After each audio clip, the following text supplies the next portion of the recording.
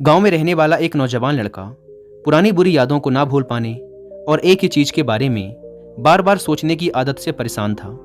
अगर उसे कोई कुछ कह देता या फिर उसके साथ कुछ थोड़ा सा भी गलत हो जाता तो वो बस उसी एक घटना के बारे में पूरे दिन सोचता रहता। वही बात उसके दिमाग में हर समय घूमती रहती। फिर वो या तो अपने साथ हुई किसी बुरी घटना के लिए अपनी किस्मत और भगवान को कोसता रहता या फिर अपने मन में उस इंसान से बदला लेने के ख्याली पुलाव बनाता रहता जिसने उसे कुछ कह दिया था या उसके साथ कुछ गलत किया था। अपने इस ज़्यादा सोचने की आदत की वजह से ना तो लोगों के साथ उसके अच्छे रिश्ते थे और ना ही वह किसी काम को अच्छे से कर पाता था। वह हर समय तनाव व मानसिक अशांति की स्थिति में रहता। उसकी ऐसी हालत को देखकर उसके एक मित्र ने उसे सलाह दी कि यहाँ पास के ही एक बौद्ध मठ में एक जैन मास्टर रहते हैं, तुम उनके पास जाओ, वो तुम्हारी इस मानसिक समस्या का कोई ना कोई समाधान अवश्य बता देंगे। वह नौजवान लड़का जैन मास्टर के पास जाता है और अपनी समस्या उन्हें बताता है कि कैसे वो एक ही घटना के बारे में बार बार सोचता रहता है और पुरानी बुरी बातों व यादों को भूल नहीं पाता। लड़के की समस्या सुनने के बाद जैन मास्टर वहाँ से उठकर मठ के अंदर चले जाते हैं। जैन मास्टर का बिना कुछ उत्तर दिए यूं उठकर चले जाना लड़के को कुछ अजीब सा लगता है, लेकिन वो फिर भी वहीं बैठा रहता है। थोड़ी देर बाद वह देखता है कि जैन मास्टर मिट्टी की गिलास में पानी भरकर उसकी तरफ चले आ रहे हैं। जैन मास्टर लड़के के पास आकर खड़े हो जाते हैं तो लड़का भी उनके सामने खड़ा हो जाता है। जैन मास्टर लड़के से पूछते हैं, बताओ इस गिलास का वजन कितना होगा? लड़के ने कहा, मैं एकदम सटीक तो नहीं बता सकता, लेकिन इस गिलास का वजन बहुत ही कम है। अब जैन मास्टर ने गंभीर होकर कहा, मेरा प्रश्न ये है कि अगर मैं इस गिलास को थोड़ी देर तक ऐसे ही पकड़कर खड़ा रहूं तो क्या होगा? लड़के ने कहा, कुछ भी नहीं होगा। जैन मास्टर ने फिर पूछा, अगर मैं इस गिलास को इसी तरह 1 घंटे तक पकड़ कर रखूं तो क्या होगा? आपके हाथ में दर्द होना शुरू हो जाएगा। लड़के ने कहा। जैन मास्टर ने फिर प्रश्न किया, अगर मैं इस गिलास को ठीक इसी तरह पूरे दिन पकड़ कर रखूं तब क्या होगा?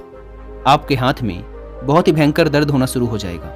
आपका हाथ सुन्न भी हो सकता है, आपकी मांसपेशियों में भारी तनाव आ सकता है और यहाँ तक कि आपके हाथ को लकवा भी मार सकता है। लड़के ने गंभीर शब्दों में कहा। जैन मास्टर ने कहा, बहुत बढ़िया, लेकिन क्या इस दौरान गिलास का वजन बदला? लड़के ने कहा, नहीं, वजन तो नहीं बढ़ा। तब भला हाथ में दर्द और मांसपेशियों में तनाव क्यों आया? जैन मास्टर ने पूछा। बहुत समय तक पकड़े रहने के कारण, लड़के ने जवाब दिया।